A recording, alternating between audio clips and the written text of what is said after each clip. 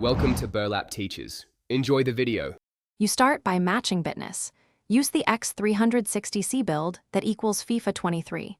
Once done, copy X360ce, exe into the same folder as FIFA 23. Exe so the game loads it automatically. Make sure your controller is connected and drivers are installed before launching.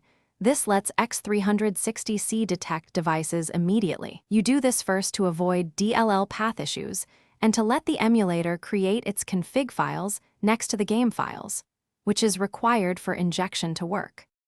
You now configure inputs, launch X360ce, and accept file creation so Zinput DLLs appear. Once the tool lists your device, use AutoDetect to populate buttons, and then manually map thumbsticks, triggers, and the D-pad to match FIFA controls. After mapping, calibrate dead zones and test vibration.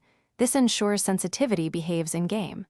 Save the configuration so X360ce writes to Zinput 13 DLL or the matching DLL your build uses, because the game relies on those files to see a virtual Xbox. You finish by launching FIFA 23 and confirming the menus respond to your controller.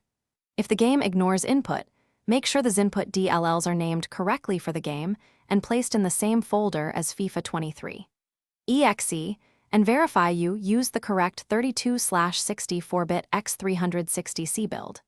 If axes drift or buttons duplicate, return to X360ce. Adjust dead zone values and remap problematic inputs, then save and relaunch.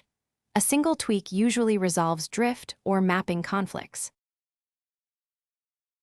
Thanks for watching. Consider subscribing if this video helped you.